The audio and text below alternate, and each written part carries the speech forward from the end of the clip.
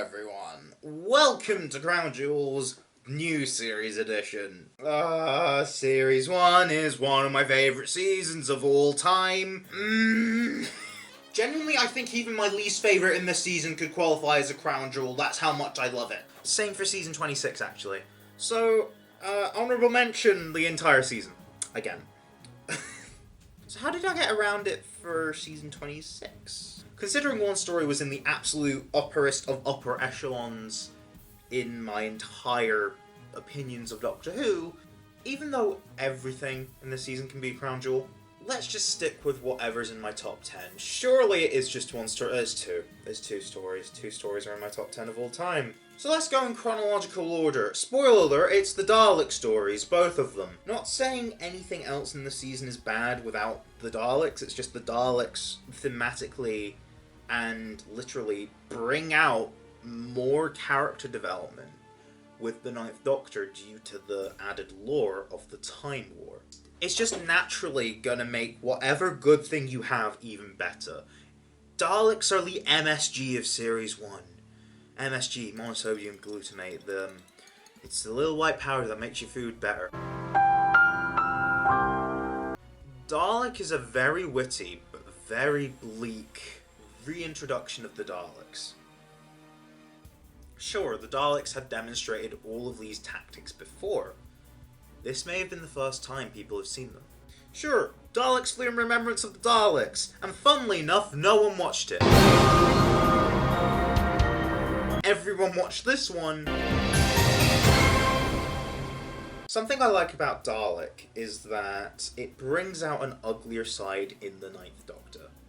So far, he's been a happy-go-lucky, chirpy adventurer.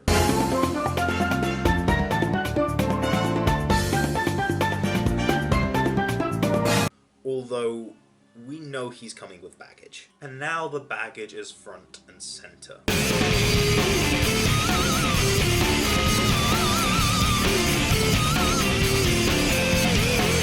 You could almost sense he was having PTSD flashbacks when the Dalek was just on screen. I mean, Eccleston pulls it off. Also, Henry Van Staten is a character that's arguably more evil than a Dalek, and that's been compared. He reduced this great force of the universe to a museum exhibit, which, if you listen to what I was talking about with Jubilee last time in the Wilderness Years episode, you would know that those themes are kind of carryovers of this. But these themes are developed into a theme of what place do the Daleks, and by extension Doctor Who as a whole, have in the 21st century?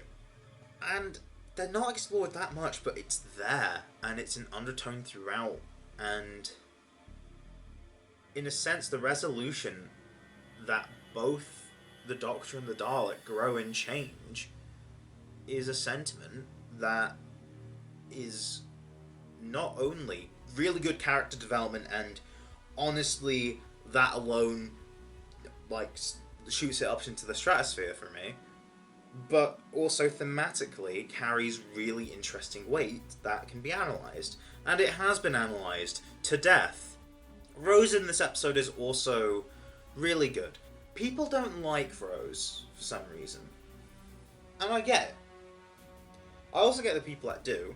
I feel like I should explain it here and not in the Series 2 Crown Jewels, because although I'm talking about the bigger picture of Rose right now, and bigger pictures are best talked when looking back rather than looking forward in the context of media analysis, in my opinion of Rose is very much formed around Series 1 as opposed to Series 2. People don't like Rose because of the way her and the Doctor act in Series 2, and the whole point is that they're this annoying, cutesy, sickly sweet couple so that they learn hubris. That's the point. And if you don't like that, if you want all your characters to be handy-dandy, just nice and one-dimensional, then go ahead.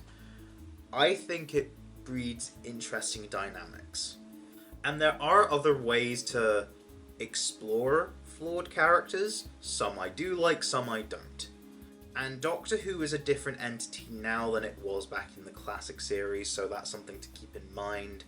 Basically, what I'm trying to say is, I don't mind the Doctor and Rose's dynamic in Series 2 because anything that I feel negatively towards them is kind of the point.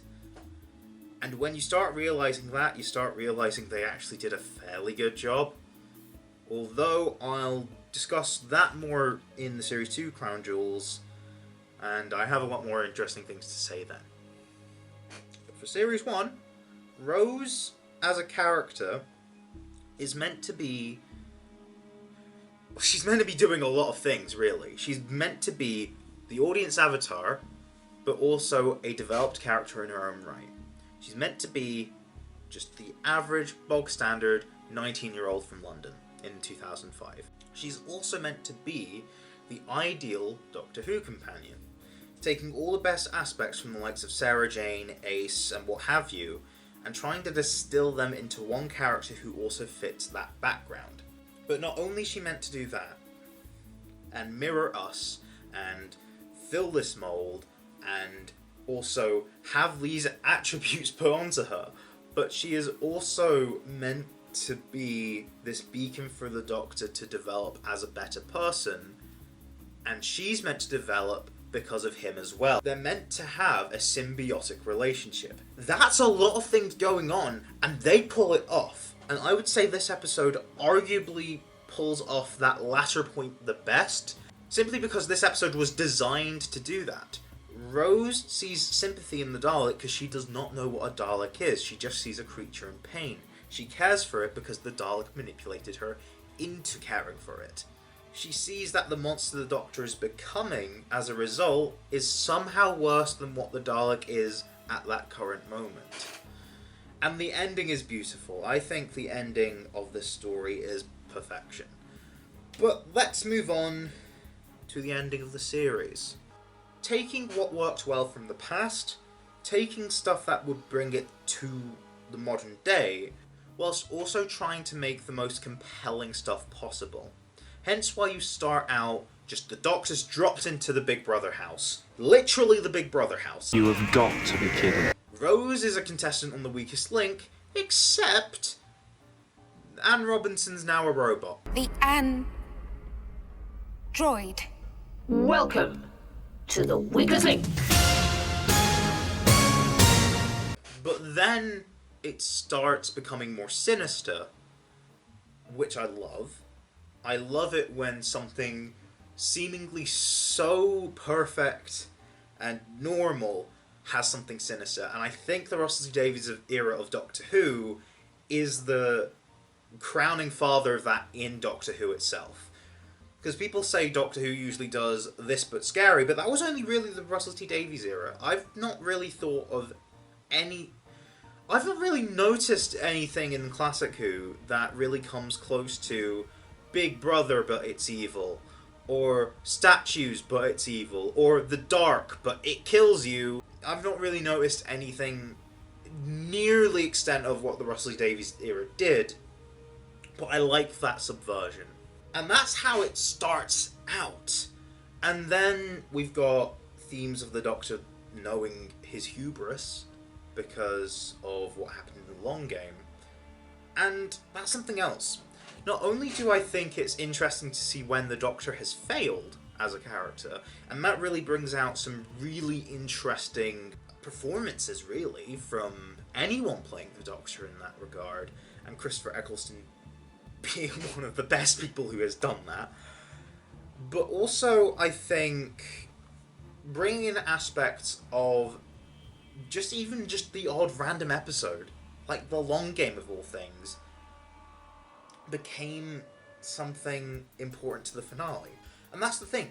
Every episode leading up to the finale was important. Not necessary to understand the plot, but everything that those episodes did was subsequently incorporated into the plot, rewarding viewers for sticking with it, and not only that, giving more weight to the entire series and especially the finale. Because if everything's been leading up to this, it really gives a sense of scale. Bringing back the tradition of the Daleks being grotesque, awful beings, they They made a child a computer again. Again. Yeah, it's not... The Daleks flying isn't the only thing that Series 1 lifted from remembrance of the Daleks. And the fact that the Doctor and Jack found out, well, Rose found out too, but a bit more directly, that the Daleks were behind it is bizarre when you think about what's been leading up to this, but makes sense considering they needed to lay low, and they also needed to rebuild, so it makes sense to hide in a crevice of history where no one would bat an eye. A historical void left by the Doctor. Not only did he cause humanity to suffer, but his callousness rebuilt the Daleks. Let's talk about that. We saw what one Dalek can do. There's millions. Well, millions? That's just about 500,000 of them. If one could do all that damage, this is an armada led by the Emperor. Yes, the Emperor is back. And about time too. I think the Emperor had a really cool design, and it was really interesting to see the top dog of the Daleks, basically. But that was about it. That was all of the Emperor's appeal in Evil of the Daleks. He was great in Evil of the Daleks, but I feel like now they've given him a character and a purpose, now that we know how he was able to rebuild the Daleks, and oh my god, he now has a god complex. He was able to make true Daleks out of almost nothing, and by almost nothing, humanity. And because of that, the Daleks hate their own DNA, which was why the Dalek in Dalek killed itself. It radically exponentiates everything Dalek did. Although it is literally power creep, it feels earned. And it doesn't diminish what Dalek did either. That's just how good these episodes are. I like my Emperor Dalek with a god complex. Honestly, the Emperor Dalek in The Parting of the Ways might be one of my favourite Doctor Who characters of all time. So the Doctor being faced with an impossible battle, yeah. And it really does feel impossible, because he's given so little time to do stuff, to the point where there's all these thematic stuff with him needing to recreate the Time War, essentially. But also all of that Dalek action, where the Daleks just massacred everyone. Just because they felt like it. They didn't even need to. They just wanted to kill things, which really cements what the Daleks are as characters. They know they can take a detour, and they genuinely believe these people deserve to die. And then there's the Rose stuff. The Doctor sent Rose home because he wanted her safe, which makes sense and perfectly within the characters established. Although the Doctor was inspired to be a better person because of Rose, and hence didn't kill everyone, Rose was also inspired to be a better person because of the Doctor, so she went back to save him. It says a lot when, after the dust has settled quite literally, and the Doctor now needs to regenerate, he's learnt self-love again. He starts the season off with a whole bunch of repression and self-loathing, but now he's opened up, and he loves himself. All thanks to Rose, which makes the whole Series 2 dynamic make a lot of sense now. Because quite literally, Rose saw the universe for a glimpse of a second, the same way the Doctor does, all the time. Since they reached common ground, you can see why they were like, we are equals, we can start doing the smoochy now. I genuinely feel like something not being someone's flavour genuinely makes people think, because I don't think this is a 10 out of 10, it's a 0 out of 10, what are you on about? Because people love this finale, but they don't like the romance with the Doctor. And heck, I'm not someone that likes the idea of the Doctor being in romantic situations. But I do feel like it worked with the Doctor and Rose because they set it up very carefully, and it makes sense for them to go in that direction. Not just because of the TV climate of the time, but because they as characters now feel like they fit. Why do I love the Ninth Doctor? The Ninth Doctor is... It's kind of hard for me to compare the Seventh Doctor and the Ninth Doctor because they're both my favourites for very similar reasons. And they genuinely just... It's hard to compare because they're very similar but very different. As I said with the Seventh Doctor, he's like the Second Doctor, who I think is the characterization of the Doctor as a whole perfected, but with a bit more. The Ninth Doctor has all this characterization and this one big character arc, and it's done perfectly. The Ninth Doctor, throughout all of his trauma, still is able to be the Doctor. However, through the arc of Series 1, which is why I love the series so much, it's in my top 3, and it's very difficult to realistically, compare it with Season 25 and Season 26. With the arc of the Doctor making everyone's lives better and helping them out, but them in turn helping him, and them being humanity as a whole, which is why we didn't really go to any alien planets. All of that, circling this character who starts off self-loathing, ends up self-loving, but is still the Doctor deep, deep down, and is still able to help when he can, honestly turns this character that I really love into something more. I can't really express in words anything more than that. That's just so special to me. I didn't have any particular nostalgia through watching him growing up. I mean, no more than I would say I did for, say, classic Doctors. But he was still a presence, and it felt special. And his season and all the stories within it are special to me, especially that second half. Oh my god. I could say that about some other seasons coming up. That second half's really good but we'll get to that with Series 3 and Series 4.